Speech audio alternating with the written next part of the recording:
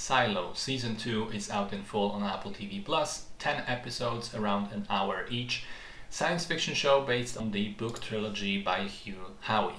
Stars Rebecca Ferguson, Steve Zahn, Common, and Tim Robbins. The show picks up right where the first season ended. Juliet walks out of the silo over the hill, ends up entering the next silo over, Silo 17, which turns out to be almost completely abandoned. There are loads of mummified corpses laying just outside the entrance. The inhabitants have clearly tried to go out and died that way. But as I said, it's almost completely abandoned. As Juliet quickly discovers, there is a person still living deep in the IT vault, and she'll have to get this guy's trust if she's to survive. Meanwhile, back at Silo 18, a rebellion is starting to brew. It's clear after Juliet's survival that the people realize they're being kept in the dark about things, and now more and more of them demand answers. And Mayor Holland desperately tries to keep things under the lid and to get help where he can, and he ends up asking his old shadow, who turns out to be Judge Meadows, to assist him. So I'm gonna be honest, I loved the first season. I thought it was very, very good. So much so that I then went and read all the books, which I thought were very good too. And in fact, a lot of the book readers criticized the show adaptation for being too slow. The first season only covered the first half of the first book.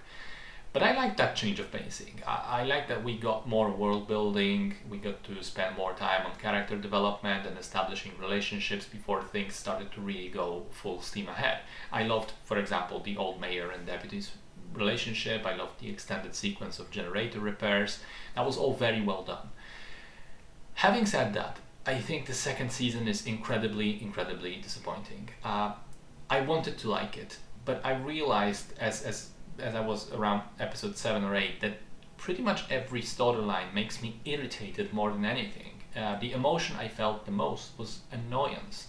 So I'll start with Juliet's storyline in Silo 17, and I will spoil things a little bit, so beware. In the books, this storyline was kind of reminiscent of The Martian, with a competent person on their own having to solve a string of practical problems, and then slowly connecting with the other guy, Solo, developing this relationship, but also getting more information on the world of the book or of the show. I think the show fails to do any of these things. There are only a handful of moments early on where Juliet is shown to use her resourcefulness to solve problems, such as building the bridge. But I felt like there's almost none of the relationship building, with her being very cold towards Solo and almost never asking any questions about what happened in Silo 17. She infers some things and she asks him like 2 or 3 questions, but the rest, it's just kind of unspoken. And this will also be a bit spoilery. When the teenagers show up, they act like Juliet appearing in their silo is the most normal thing ever, which, dude, they should have their minds blown.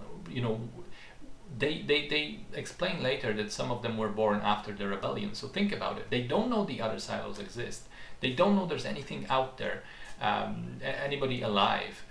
They think they're the only people in the universe, and then suddenly someone comes from the outside. Like, this should raise so many questions. Where did this person come from? Outside? What is there? Are there other people there? Other places? Is anyone else coming? Is it safe to go outside? None of them seem even vaguely interested in that. They just want food from the vault. And it made me pretty mad, I'm not gonna lie.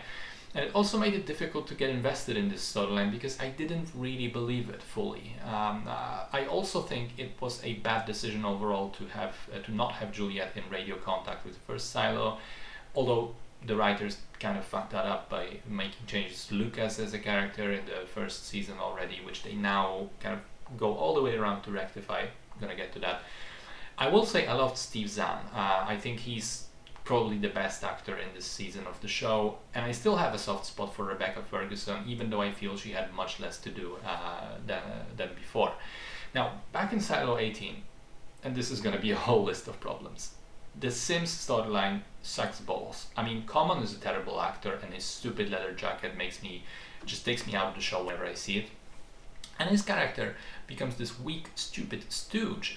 Instead, we have his wife Camille, who is supposed to be this smart and calculating and cunning, good at manipulation person.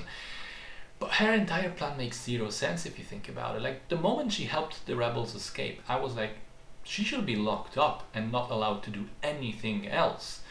But the plot requires her to continue, so there are no consequences. And also, it's explained that she works in IT now and she just used to be a raider. And yet she's allowed to show up in raider gear and order people around and they listen. Like, what's up with that? The Walker storyline, I hated that with a passion. It was a big deal for Walker to get out of the apartment in the first season. She was shown to be sort of agoraphobic. Now it's no biggie. She goes out all the time because, of course, she has this stupid, completely out of character romance subplot that then becomes instrumental to the entire main Rebellion storyline. Again, didn't believe any of that. It felt like a different character from season 1. Billings and Hank are stuck doing their little investigation, which feels too disconnected from the rest of the silo for too long. The whole barrier on the stairs thing is weird. I mean, it's like the people are talking as if the rebellion was happening, but nobody is actually doing anything for whole days. There's not any action. It feels so slow, especially compared to the book where it just boils over out of control right away. Lucas' storyline, I think at the beginning the writers conveniently forgot that moving the entire height of the silos is supposed to take you like 2 days, because they have Lucas be up and down between the mines and the judicial every like 12 hours. And then he gets to be the historian investigator, I suppose because they needed to align with the book. And this also grinds my gears. The entire cipher thing, which was not in the book, hinges on having a book as a key. And that book is the Pact, which makes sense. It's the most single omnipresent book in the silo. So that works perfectly. You want people to have it available if they want to crack the code. But then in order to solve the code, you need to have this one specific copy of the Pact, which has some additional instructions scribbled in with pencil. I mean, what the fuck? This could have been lost, destroyed, erased. It's such a stupid thing to do if you want your code to be broken eventually, and the guy who left the code was supposed to be super smart, so it doesn't make any sense. And finally, I want to mention Shirley, played by Remy Milner. Her role in the story is actually not stupid, I think, but the performance is just abysmal.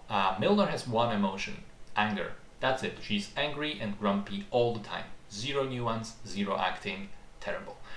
I like Tim Robbins. I think he's doing a good enough job with the writing he has given, but that's pretty much it. I think in terms of writing quality, pacing, logic, the show took a massive dive in comparison to season 1, which is strange because as much as it changed things from the books, the things that I have the most problems with are either taken directly from the books and just done poorly, or changed now where they didn't even need to be changed. It's not a direct result of how season 1 went. The slow rebellion, the boring and impersonal direction of Silo 17's storyline, the Dama's romance of Walker and manipulations of Camille. It sucked, which I'm very sad about. Hopefully the show picks up and improves once again in the 3rd season, because the first one was genuinely fantastic and I'd be sad to just completely see it lose all steam.